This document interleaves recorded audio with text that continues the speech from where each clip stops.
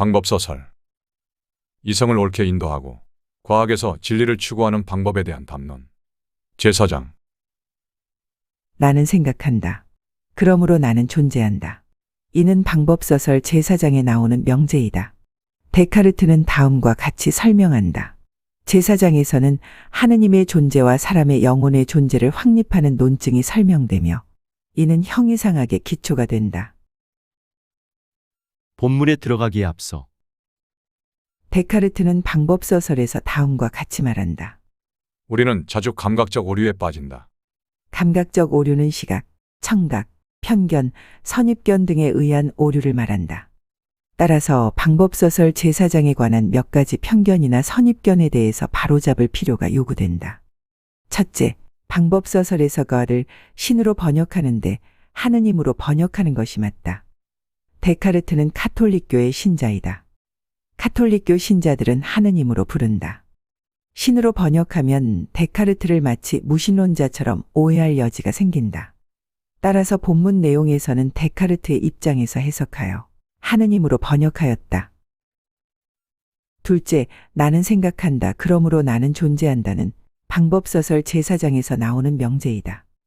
방법서설은 자연과학, 굴절광학, 기상학, 기하학의 서문에 해당하기 때문에 이 명제를 자연과학의 탐구와 연관지어 설명하곤 한다. 그러나 실상은 하느님의 존재를 입증하기 위해서 데카르트는 이 명제를 생각했다. 하느님의 존재를 증명하기 위해서 제일 먼저 해야 할 것은 세상에 존재하는 많은 거짓과 허위, 그리고 주관적 경험인 꿈과 환상 등을 구별하고 배제하는 것이다. 그리고 구별하고 배제하는 것은 생각을 통해서 이루어진다. 생각은 좋은 판단력 또는 이성으로 해석된다. 이미 앞에서 언급했지만 다시 한번 강조하면 방법서설 4장은 하느님의 존재와 사람의 영혼의 존재를 확립하는 논증들이 설명되며 이는 형이상학의 기초가 된다.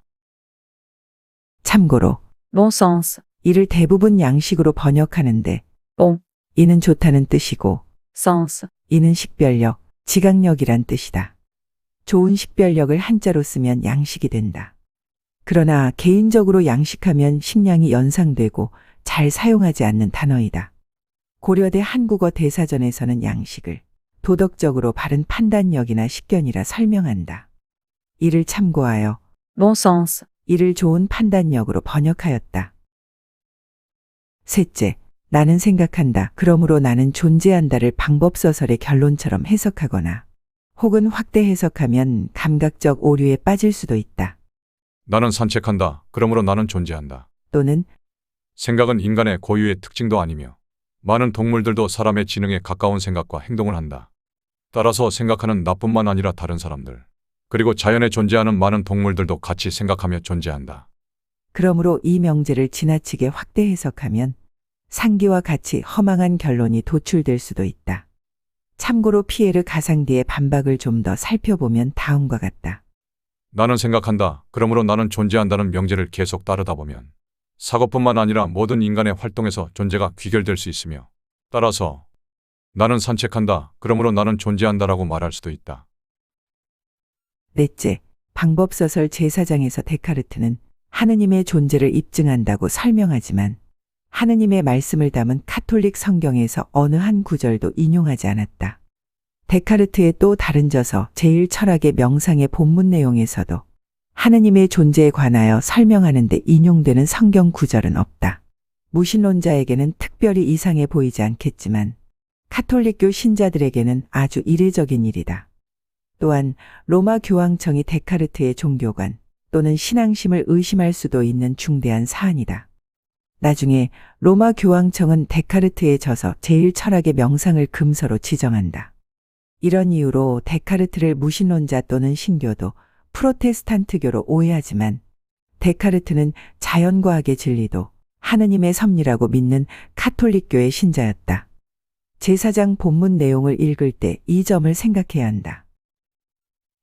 참고로 데카르트의 1641년 저서 Meditations on First Philosophy 제1철학의 성찰, 줄여서 성찰로 번역하지만 개인적으로는 명상으로 해석한다. 표준 국어 대사전에서 성찰은 자기의 마음을 반성하고 살핌 또는 카톨릭 고해 성사전에 자신이 지은 죄를 자세히 생각하는 일이라고 설명한다. 한편 명상은 고요히 눈을 감고 깊이 생각함 또는 그런 생각이라고 설명한다. 개인적으로 본문 내용을 읽어보면 성찰보다는 명상에 가깝다고 생각하기 때문에 명상으로 번역하였다. 참고로 일본은 성찰, 중화권에서는 침사라고 번역한다. 방법소설 제4장. 다음은 방법소설 제4장의 본문 내용입니다. 일부 생략한 부분도 있으며 영문 출처는 존 바이츠의 영문 번역본입니다. 나는 앞에서 언급한 담론의 문제에서 나의 첫 번째 명상의 설명이 적절했는지 궁금해진다. 왜냐하면 나의 첫 명상들은 너무 형이상학적이고 너무 상식적이지 않아서 아마도 모든 사람들이 쉽게 받아들일 수 없기 때문일 것이다. 그럼에도 불구하고 내가 설명한 명상의 기초가 충분히 확고한지에 대해서는 확신할 수 있다. 나는 사람들에게 나의 명상을 널리 알려주고 싶었지만 어느 정도의 제약을 받고 있는 나 자신을 발견하였다. 명상의 실천과 관련하여 우리는 의심의 여지 없이 매우 불확실한 것을 분별해야 한다.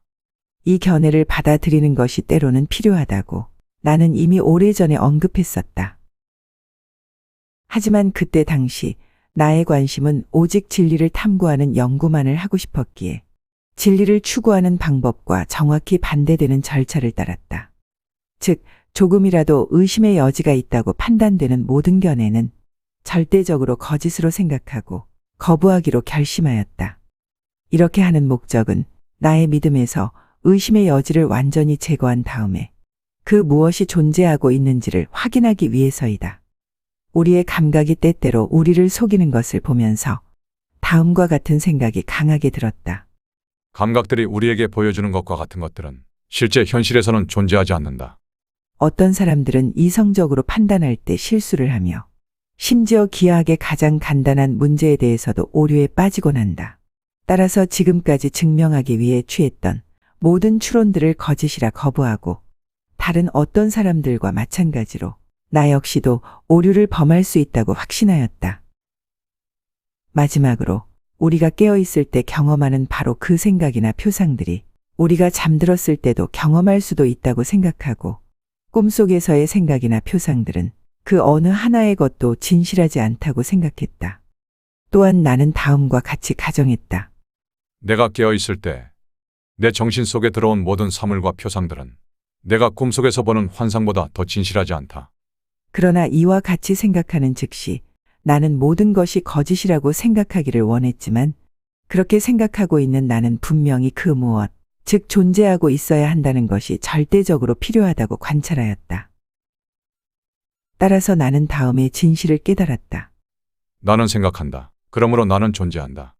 이 진실은 너무나 확실하고 입증할 증거는 충분히 있다고 생각한다. 설령 회의론자들이 주장하는 의구심에 의해 이 진실이 뒤흔들려 버릴 여지는 전혀 없다. 나는 이것을 내가 찾고 있던 철학의 제1의 원칙으로 삼았으며 이러한 과정에서 어떠한 양심의 가책도 느낄 수 없었다고 결론지었다. 그 다음으로 나는 적극적으로 나는 무엇인가? 이에 대해 탐구하였다. 나에게 육체가 없거나 세상이 존재하지 않거나 혹은 내가 있는 장소도 존재하지 않는다고 가정해 볼 수 있었다. 그러나 나 자신도 존재할 수는 없다. 이 가정은 불가능하다고 생각하였다. 이와 반대로 내가 다른 사물의 진실을 의심하고 생각하는 그 상황에서는 나는 존재하고 있다. 이 사실이 가장 명확하고 확실하게 나타났다. 비록 내가 상상했던 다른 모든 사물들이 현실에 존재한다 해도 만약 내가 생각을 멈춘다면 내가 존재한다고 믿을 만한 근거나 이유를 나는 말할 수 없을 것이다. 따라서 나는 다음과 같은 결론을 얻었다. 나의 본질이나 본성은 오직 생각하고 있을 때에만 구성되어 존재할 수 있고 어떤 장소도 필요 없고 어떤 물질적인 것에도 의존하지 않는다. 따라서 현재 나의 모습에서의 정신은 육체와 완전히 구별되며 나는 나의 정신을 육체보다도 훨씬 쉽게 이해할 수 있다. 그 이후 나는 명제의 진실과 확실성에서 필수적인 것은 무엇인지 전반적으로 탐구하였다. 왜냐하면 나는 내가 진실이라고 알고 있는 것을 발견했기 때문에 이 확신의 근거를 발견할 수 있어야 한다고 생각했기 때문이다. 나는 생각한다. 그러므로 나는 존재한다. 나는 이 말을 면밀히 관찰함으로써 나에게 이 명제보다 더한 진실을 주는 것은 결코 없다는 확신이 들었다. 나는 이젠 생각하기 위해서는 필연적으로 존재해야 함을 명백하게 알게 되었다. 우리가 매우 명석판명하게 생각하는 모든 것들은 진실하다. 나는 이 명제를 일반 규칙처럼 원리로 삼을 수 있다는 결론을 얻었다. 다만 우리가 명확하게 생각하는 사물들을 올바르게 결정 혹은 판단하는 데 약간의 어려움이 있음을 알았다.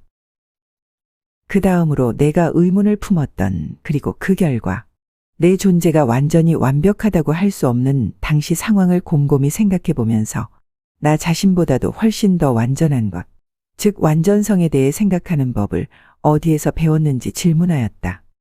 왜냐하면 나는 의심하는 것보다 인식하는 것이 더 위대한 완전성임을 분명하게 알고 있기 때문이다.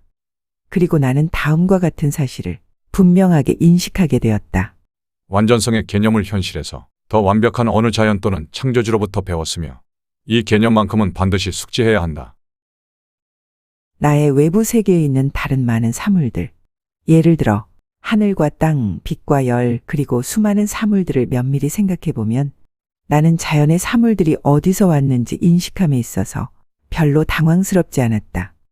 왜냐하면 자연의 사물들에 대해서 나 자신보다 우월한 존재인 것처럼 언급한 적이 없기 때문이다.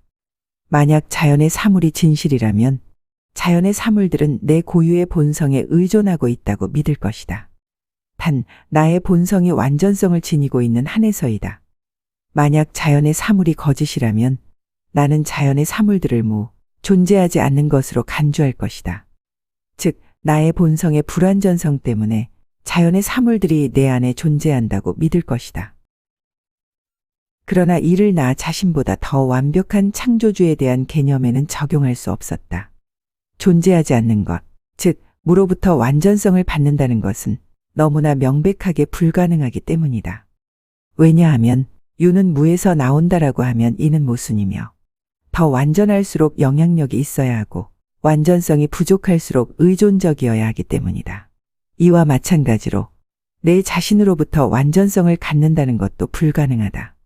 그러나 실제로는 나보다 더 완벽한 창조주가 내 안에 남아 존재하고 있었다. 내가 생각할 수 있는 모든 완전 그 자체가 내 자신 안에 간직되고 있었다. 즉 한마디로 하느님이셨다. 그리고 여기에서 내가 부연 설명해야 할 것이 있다. 나는 내가 가지고 있지 못한 몇몇 완전성을 알고 있기 때문에 존재 측면에서 유일하게 나 홀로 존재하고 있는 것은 아니다.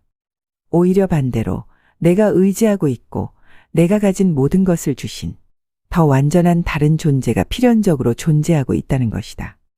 만약 내가 모든 다른 존재로부터 독립적으로 홀로 존재하고 있다면, 그리고 만약 내 자신으로부터 완전성을 가지고 있다면, 그러나 실제로는 완전성을 소유하지 못하고 있지만, 내가 인식하고 있는 모든 욕구와 완전성의 나머지 모든 부분도 내 자신으로부터 즉 스스로 가질 수 있어야만 했다.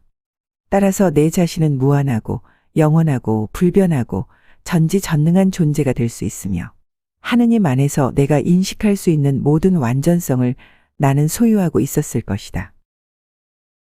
하느님의 본성을 알기 위해서 나의 본성이 허용하는 범위 안에서 나는 내 정신 속에서 발견되는 모든 특성, 예를 들면 무한, 영원, 불변, 전지전능과 이런 특성을 소유하는 것이 완전성의 표시인지 아닌지를 참고하여 생각해야 했었다.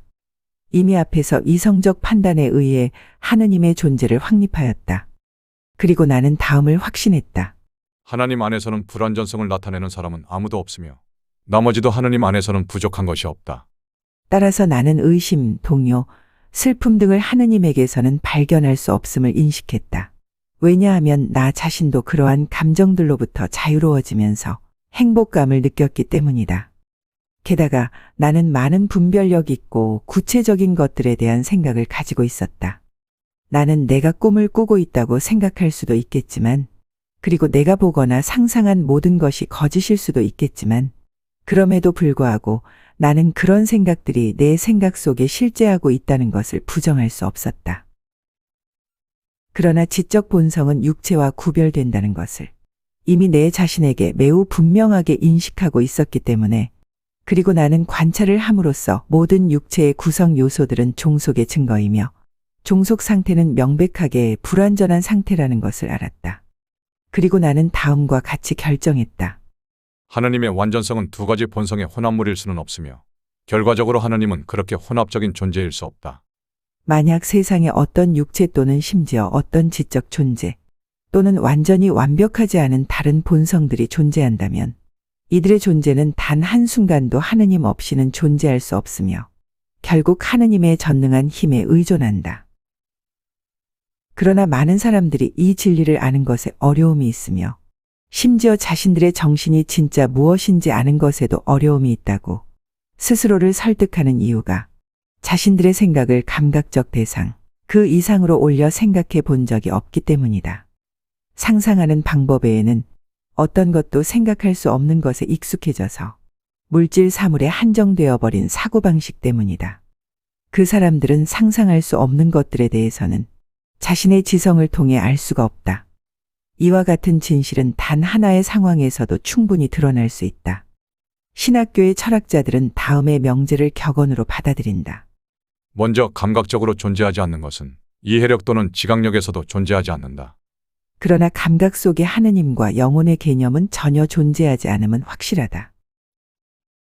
이러한 개념, 즉 하나님과 정신을 이해하기 위해 자신의 상상력을 사용하는 사람들은 마치 나에게는 소리를 듣거나 냄새를 맡기 위해 자신의 눈을 이용하려고 노력하는 것처럼 보인다. 만약 이러한 차이점이 존재하지 않는다면 시각이 후각이나 청각보다 더 낮은 확신을 제공하지 않을 것이다. 만약 우리의 이해력 또는 지각이 관여하지 않는다면 우리의 상상력이나 감각은 우리에게 어떤 사물의 존재도 확신시켜 주지 않는다.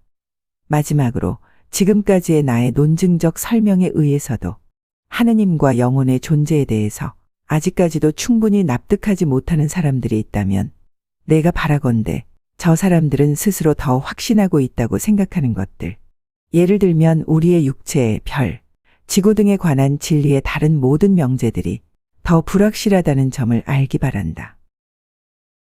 왜냐하면 비록 우리가 이 사물들에 대해서 도덕적 확신을 가지고 있다 하더라도 이 도덕적 확신이 너무 강해서 사물의 존재를 의심하게 되는 황당한 상황이 나타날 수도 있기 때문이다.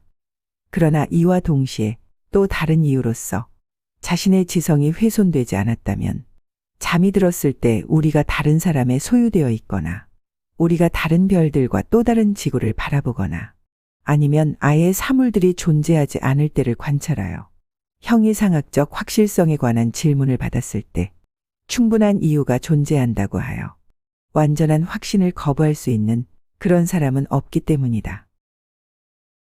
우리가 깨어있을 때 경험하는 것들보다 꿈에서 발생하는 생각들이 거짓이라는 것을 어떻게 알 수 있는가? 꿈에서의 생각이 현실의 경험보다 덜 생생하고 덜 뚜렷해서인가? 최고의 천재성을 가진 사람들이 그들이 원하는 한 상계 질문에 대해서 연구를 하겠지만 만약 그들이 하느님의 존재를 전제로 하지 않는다면 이러한 의문을 해소할 정도로 충분한 이유를 제시할 수 있을 것으로는 생각되지 않는다. 왜냐하면 우선 내가 이미 규칙으로 삼고 있는 원칙, 즉 우리가 명석판명하게 생각하는 모든 것들은 진실이라는 원칙조차도 오직 하느님이 계시거나 존재하기 때문에, 그리고 하느님은 완전한 존재이기 때문에 우리가 가진 모든 것이 하느님으로부터 나온 것이기 때문에 우리의 생각 또는 관념은 그 명석판명함의 정도에 따라 진짜가 되고 하느님으로부터 진행되는 정도, 즉 하느님의 섭리에 따라 우리의 명석판명한 생각들이 진실이 되기 때문이다. 따라서 우리가 어떤 허위가 들어있는 생각이나 관념들을 자주 생각하지는 않지만 이는 어느 정도 혼란스럽고 애매모호한 상황에서만 해당되는 경우이다. 무에서부터 진행되는 과정에서 부정의 참여가 우리 안에 존재하여 우리를 혼란스럽게 하는 것이다. 이는 우리가 완전하게 완벽하지 않기 때문이다. 그리고 진리나 완전성은 즉 존재하지 않는 것으로부터 진행되어야 한다. 이 명제와 불완전성에 관하여 거짓이나 불완전성은 하느님으로부터 진행되어야 한다. 이 두 가지 명제가 모순인 것은 분명하다. 그러나 우리의 생각이 명석판명하다 하더라도 만약 우리가 가지고 있는 진짜와 진실이 완벽하고 무한한 존재, 즉 하느님으로부터 나온다는 사실을 모르고 있다면 명석판명한 생각들이 진실의 완전성을 가지고 있다는 확신의 근거를 가져서는 안 된다. 우리는 이 규칙을 통해 하느님과 영혼을 인식한 이후부터 우리는 다음의 사실을 쉽게 이해할 수 있게 되었다. 우리가 깨어있을 때 경험하는 생각의 진실은 결코 꿈의 환상으로 인하여 아주 조금이라도 의문을 제기해서는 안 된다. 만약 어떤 사람이 잠을 자는 동안에도 꿈속에서 매우 분명한 생각을 하고 있다면, 예를 들어 어느 기하학자가 꿈속에서 어떤 새로운 증명을 발견했다면 그가 잠을 자고 있는 상황이라 할지라도 그 증명은 진실에 반하지 않을 것이다. 꿈은 우리의 외부 감각과 동일한 방식으로 다양한 사물들을 보여주지만 꿈이 지닌 가장 평범한 오류를 편견이라 말할 수 없다. 왜냐하면 우리가 오류라고 인식함으로써 우리는 매우 합당하게 감각적 생각의 진리를 의심할 수 있기 때문이다. 또한 우리가 깨어있을 때 같은 방법으로는 잘 속지 않기 때문이다. 우리가 깨어있든 혹은 잠자고 있던 이성의 증거가 없다면 우리는 어떤 사물의 진실에 대해서 스스로 설득당하는 일을 절대 허용해서는 안 된다. 그리고 반드시 다음을 명심해 주길 바란다. 나는 우리의 이성에 대해 말하고 있는 것이지 우리의 상상이나 감각에 대해 말하고 있는 것이 아니다. 우리가 보거나 상상하는 그대로가 현실에서도 존재한다고 이성은 우리에게 가르쳐 주지 않는다. 우리의 감각이나 상상보다 우리의 모든 생각 또는 관념 속에 어떤 진리들은 포함되어 있다고 이성은 분명하게 말해주고 있다. 만약 그렇지 않다면 완전하고 완벽하신 그리고 진실하신 하나님은 우리에게 진리를 알 수 있는 생각과 관념을 넣어주셨다. 라고 할 수 없다. 비록 때때로 우리의 상상의 작용이 선명하고 명료하다 할지라도 우리의 이성이 깨어있을 때만큼 분명하거나 완벽하지 못하기 때문에 이성은 다음과 같이 알려준다. 우리의 생각이 부분적으로 불완전하기 때문에 결코 진실이 아닐 수도 있겠지만 꿈에서의 경험보다 깨어있는 순간의 경험에서 더 분명하게 진실을 얻을 수 있다는 것이다. 다음은 개인적인 생각입니다. 나는 생각한다. 그러므로 나는 존재한다는 형이상학적 명제이다. 명제 자체가 형이상학적이어서 이해하기도 어려운데 이 명제에 대한 설명도 형이상학적이어서 설명을 읽거나 들은 후에도 이해하기 어려운 건 여전히 마찬가지이다. 따라서 이와 반대로 형이학적으로 생각해서 비유를 들어보자. A는 친구들과 회식하던 중 마피아 게임을 하게 되었다. 게임은 시작되었고 A와 친구들은 서로 마피아로 의심한다. A는 자신을 시민으로 알고 있는데 친구들은 집요하게 A를 의심하며 계속 마피아로 몰아가고 있다. A는 생각한다. 내가 오늘 술을 좀 마시기는 했지만 취하지 않았고 분명 나는 시민으로 알고 있었는데 내가 잘못 알았나? 난 마피아인가? 아, 헷갈린다. 내 생각에 B와 C는 시민, D와 E는 마피아인 것 같고 F와 G는 잘 모르겠다. 일단 모두를 마피아로 의심하자. 그리고 쟤네들이 말하는 것도 귀담아 듣지 말아야지. 그 다음으로 내가 시민인지 마피아인지부터 생각해보자. 내가 만약 마피아라면 긴장해서 어색하게 친구들에게 말하고 있었을 거야. 지금처럼 이렇게 생각을 할 리가 없어. 분명히 나는 나를 시민으로 알았고 그래서 부담이 없었던 것이다. 지금처럼 내가 내 자신에 대해 생각하고 있다면 난 분명 시민이다. 유치한 비유일 수도 있겠지만 이해하는 데 조금이라도 도움이 된다면 가치가 있다고 생각한다. 다음은 방법서설 제4장 본문에서 해당되는 구절이다. 즉, 조금이라도 의심의 여지가 있다고 판단되는 모든 견해는 절대적으로 거짓으로 생각하고 거부하기로 결심하였다. 비유에서 A는 모든 친구들을 모두 마피아로 의심하였다.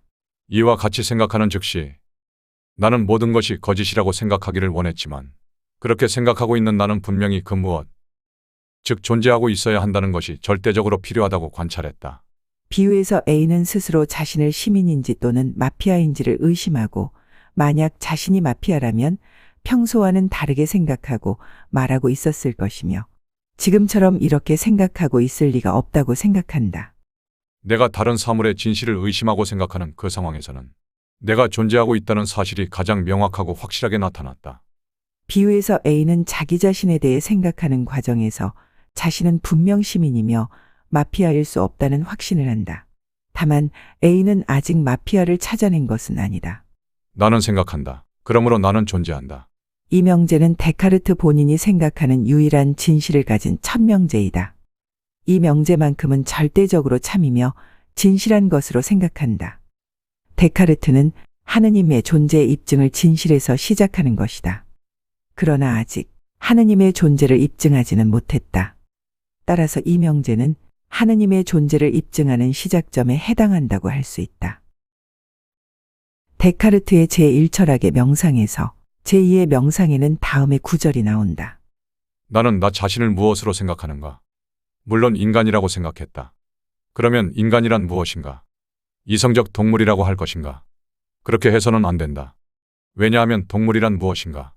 또는 이성이란 무엇인가에 대해 계속 질문을 해야 한다. 제1명제가 진실 혹은 참이면 제2명제도 명석판명하게 참인 명제로 상정해야 한다. 즉 제2명제가 불확실해서는 안 된다. 데카르트 본인에게는 완전성에 관한 개념이 분명히 있다고 생각하고 이를 제2명제로 삼는다. 데카르트가 설명하는 하느님의 존재의 제1증명을 개인적으로 요약하면 다음과 같다. 기존의 모든 의심스러운 것들은 배제한다. 구분하고 배제하는 그 자체가 생각 중인 것이다. 생각하고 있는 나 자신만큼은 진실하고 참하다. 한편 나는 완전성이란 개념을 알고 있다. 그러나 나는 그러한 완전성을 스스로 터득할 수는 없다. 왜냐하면 나는 불완전하고 불완전성에서 완전성이 나올 수는 없기 때문이다. 오직 한 가지 가능한 경우가 있다. 바로 전지전능하고 완전하신 하느님이 나에게 완전성의 개념을 주신 것이다. 따라서 하느님은 존재하신다. 하느님의 완전성에 관하여 데카르트 이전에 이미 성 토마스 아퀴나스는 신학대전에서 하느님의 완전성에 관한 논제의 필요성을 설명한다. 하느님의 단순성에 관해 고찰한 뒤에는 하느님 자신의 완전성에 대해 논해야 한다. 모든 사물은 완전한 데 따라 선이라고 불리는 것이니 첫째로 신적 완전성에 대해 논해야 하고 둘째로는 하느님의 선성에 대해 논해야 한다. 마테오복음서 제5장 48절은 하늘에 계신 여러분의 아버지께서 완전하신 것 같이 여러분도 완전한 사람이 되시오라고 한다. 마테오 복음서 제5장 48절은 예수님이 하신 말씀이다. 예수님은 하느님의 완전성을 어떻게 생각하셨는지, 그리고 예수님이 말씀하신 완전한 사람은 어떤 의미를 가지고 있는지 알 수 있는 방법은 오직 복음서에 수록된 예수님이 말씀하신 진리를 깨우치는 것뿐이다. 개인적인 생각에 기도하고 금식하고 방언하고 성경 구절을 외운다 해서 예수님이 말씀하신 완전한 사람이 되는 것은 아니라고 본다. 또한 데카르트의 저서를 통해서 하느님의 완전성을 이해했다고 말한다면 이는 감각적 오류에 빠질 수 있다. 이미 앞에서 언급한 바와 같이 데카르트의 하느님의 존재의 입증 방식은 매우 이례적으로 카톨릭 성경에서 인용하는 구절이 없다. 성 아우구스티누스의 고백록이나 성 토마스 아퀴나스의 신학대전을 읽어보면 신학 교리 그리고 신앙심 등을 설명하거나 논증할 때 많은 성경 구절들이 인용되고 있다. 성경은 하느님의 말씀을 담은 책이다. 따라서 당시 로마 교황청은 성경을 통하지 않고 생각, 즉 논리나 추론을 통해 하느님의 존재를 입증하는 것 자체가 상당히 불경스럽게 생각할 수도 있다. 이를 비유로 들면 다음과 같다. A와 B는 성당에서 결혼식을 한다. 주례를 맡은 신부가 A에게 물어본다. B를 사랑하십니까? 답은 이미 정해져 있다. 그러나 A는 다음과 같이 대답한다. 생각해보니 사랑하고 있습니다. 카톨릭 성경에서 사람이 이해하기 힘든 내용들에 대해서 생각하는 것이 아니고 믿는 것이 중세 신학의 전통이다. 다음은 이에 관련된 내용이다. 성 안셀무스는 신앙이 합리적 믿음의 유일의 적절한 기초가 되어야 한다는 성 아우구스티누스의 견해. 알기 위해서 믿는다. 나는 이해하기 위해서 믿는다. 이 유명한 모토에 의해 집약되는 견해를 받아들였다. 성 토마스 아퀴나스는 모름지기 사람은 이해하게 되기 전에 먼저 믿어야 하거나 신앙을 가져야 한다고 주장한 그의 전임자 안셀무스와 신앙을 갖게 되기 전에 처음부터 이해할 필요가 있다고 역설한 역시 그의 전임자 아벨라르도스의 대립된 입장을 종합하였다. 성 토마스 아퀴나스는 다음의 두 명제 알기 위하여 믿는다. 또는 나는 이해하기 위해 믿는다. 믿기 위하여 안다. 또는 나는 믿기 위하여 이해한다. 이 두 명제를 모두 받아들임으로써 이 반대되는 학설들을 화해시켰다. 개인적인 생각으로 이 세 가지 명제들은 마치 유럽의 중세와 근대를 구분 짓는 듯하다. 알기 위하여 믿는다. 그리고 믿기 위하여 안다.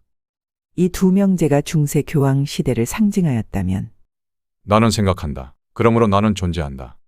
데카르트의 명제는 마치 중세 교황 시대가 저물고 있음을 상징하는 것 같다. 종교에서는 종교개혁과 프로테스탄트교가 등장하고 정치에서는 절대군주가 등장한다. 경제에서는 상업과 무역으로 성공한 상인들은 절대군주 또는 프로테스탄트교를 지원한다. 문화에서는 르네상스의 영향으로 종교에서 벗어난 새로운 양식의 미술, 음악이 유행하고 학문에서는 자연과학, 인문학 등이 크게 발전하던 시대였다. 이 모든 변혁의 공통점은 새로운 발견, 새로운 생각이다. 이미 언급한 바와 같이 당시 로마 교황청은 데카르트의 종교관, 신앙심을 의심하였다. 데카르트는 제1철학의 명상에서 나는 있다. 나는 존재한다. 로 바꾸어 설명한다. 개인적인 생각에 데카르트는 생각하다라는 표현에 심적 부담을 느낀 것은 아닌지 생각해 본다. 데카르트는 카톨릭교 신자였으며 방법서설 제4장에서 자신의 종교관과 신앙심을 중세 전통 신학이 아닌 좋은 판단력과 이성을 통해 형이상학적으로 발표했을 뿐이다. 이는 분명 명석판명한 사실이다. 나는 생각한다. 그러므로 나는 존재한다를 개인적으로는 다음과 같이 해석한다. 지금까지 주변을 통해 보고 듣거나 또는 알고 있는 관념이나 인식에 대해서 거짓과 허위가 존재하고 있는지 의심하고 생각해보라. 만약 거짓과 허위를 구분하여 진실과 진리를 찾는다면 감각적 오류인 거짓과 허위로부터 벗어난 것이며 진실과 진리 안에서 존재하고 있는 것이다. 예를 들어 애덤 스미스의 보이지 않는 손을 확대 해석하는 것도 대표적인 감각적 오류에 해당한다고 생각한다. 전에 올렸던 자본론 제5장, 자본의 일반 방식에서의 모순에서 설명했던 보이지 않는 손에 관한 내용이다. 마르크스는 잉여 가치가 어떻게 만들어지는지 아직 5장에서는 밝히지 않는다.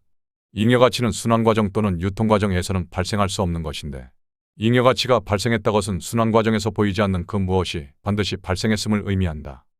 마르크스가 말하는 보이지 않는 그 무엇이란 가치 증식 과정과 잉여 가치의 생산 과정을 말한다. 그리고 보이지 않는 그 무엇은 애덤 스미스의 보이지 않는 손을 연상시킨다. 국부론 제4편 2장 국산품과 경쟁하는 외국 상품의 수입 제한에 관하여에서 보이지 않는 손이란 표현이 나온다. 영국의 생산업자는 해외 생산보다는 국내 생산을 선택함으로써 자신의 자산을 안전하게 하고 생산되는 물품의 가치를 최대화시키는 방법을 모색할 것이다. 이 모든 것은 자신의 이득을 위한 것이지만 보이지 않는 손에 이끌려 자신의 의도와는 전혀 다른 목적, 예를 들어 고용화 근로 유지 등을 추진하게 된다. 이것이 자신의 본래 의도가 아니었다 해서 반드시 사회에 나쁘다고 할 수는 없다. 애덤 스미스가 궁극적으로 지향하는 경제정책은 낮은 관세와 자유무역이었지만 당시 영국의 기득권 세력들은 높은 관세와 보호무역으로 많은 이득을 취하고 있었다. 달리 표현하면 당시 영국의 서민들은 품질 좋고 저렴한 외국산 물건들은 살 수가 없었다. 오히려 그 반대였다. 애덤 스미스는 높은 관세, 독점 시장, 보호무역 등에 대해서 비판적이었다. 따라서 국산품과 경쟁하는 외국 상품의 수입 제한에 대해서도 비판적이었지만 그래도 숨은 장점을 찾아보려고 하였다. 당시 영국에서 시장을 독점 혹은 과점하고 있던 상인들이 자신들의 이익을 위해서 한 행동들이었지만 어찌어찌하다 보니 자신들의 이익뿐만 아니라 다른 사람들에게도 이익이 생기게 되었다. 결국 그 의도가 선하지는 않았지만 사회적으로는 나쁘지 않았다는 뜻이다. 개인적인 생각으로 상투적인 표현인 어찌어찌하다 보니가 비유적으로 그렇지만 품위 있게 보이지 않는 손이란 표현으로 쓰였을 뿐이다. 국부론 사편 2장에서 한번 나오는 보이지 않는 손이란 표현이 유명해진 이후 너무 빈번하게 인용되고 과장되게 표현된다. 예를 들어 보이지 않는 손에 의하여 수요와 공급이 결정된다. 또는 보이지 않는 손에 의하여 시장 가격이 결정된다. 이는 적합한 표현도 아니고 맞는 사실도 아니라고 생각한다. 상기와 같이 보이지 않는 손에 의하여 수요와 공급이 결정되고 시장 가격이 결정된다고 한다면 경제학을 사회과학으로 바라볼 수 없다고 생각한다. 다음은 개인적인 여담입니다. 방법소설 제사장을 직접 번역한 이유는 기존에 출판된 책을 읽다 보면 개인적으로 이해하기 어려운 부분이 많았습니다. 그 과정에서 난해한 부분과 의문이 드는 내용을 생각하고 찾아보고 확인해 보았습니다. ask, 의문을 가져라. seek, 찾아라. knock. 확인하라. 이는 예수님의 가르침입니다. 개인적으로 예수님의 이 가르침을 소중히 여깁니다. 909도 마음을 비우고 길을 찾는다라는 이름하에 개인적으로 의문을 가졌던 것들에 대해서 예수님의 가르침에 따라 생각하고 찾아본 내용들을 영상으로 올렸습니다. 여기서는 간단하게 소개만 하고 자세한 내용은 영상을 참고하시길 바랍니다. 참고로 마음을 비우고 길을 찾았다면 이미 성인의 경지에 이른 것으로 생각합니다. 마음을 비우고자 하지만 여전히 무겁고 저 멀리 길의 목적지가 보이지만 그곳에 이르는 길을 찾지 못하고 있습니다. 따라서 909도는 단지 저의 바램에 불과합니다. 베토벤 교향곡 제3번 영웅 교향곡. 어느 위대한 영웅은 바로 예수님으로 생각하며 이는 하일리겐슈타트 유서와 관련이 있다고 생각합니다. 영웅 교향곡 제2악장 장송행진곡. 장송행진곡은 비유로서 장송은 죽음을 의미하고 행진곡은 앞으로 나아간다는 의미에서 죽음에서 앞으로 나아가면 그 다음은 부활이 됩니다. 따라서 장송행진곡은 비유로서 부활을 의미한다고 생각합니다. 광개토 대왕비문 해석. 백제와 신라의 사신이 찾아와 조공을 했고 외는 10여 년, 즉 391년에 조공하려 찾아왔다. 광개토 대왕은 바다를 건너 백제를 격파하니 가야와 신라는 신민이 되었다. 영랑 6년, 즉 396년에 왕이 몸소 수군을 통솔하여 백제국을 토벌하였다로 해석합니다. 임신석이석. 개인적으로 임신년을 792년으로 해석합니다. 기자조선. 상서 홍범편과 논어 미자편에서 각각 한 구절을 근거로 기자조선을 허구로 생각합니다. 고조선 8조법 중 50만에 관한 해석.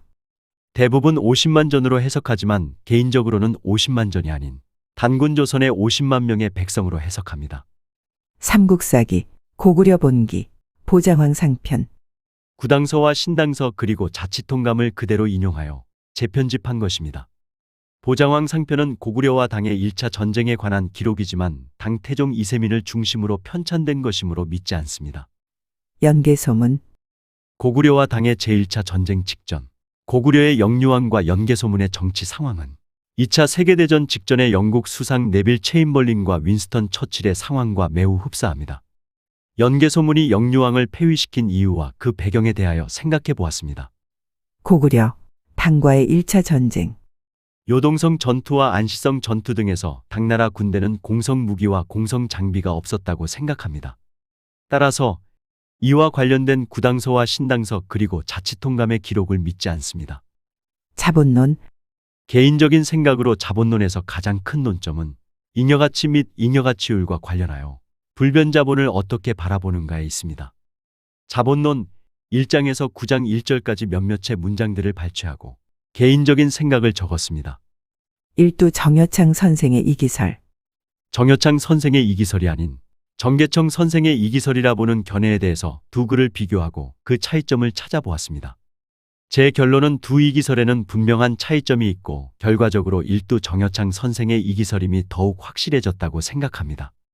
또한 일부에서 제기하는 조선 후기에 쓰여진 이기설이라는 의혹도 완전 해결되었다고 생각합니다. 영상을 시청해 주셔서 감사합니다.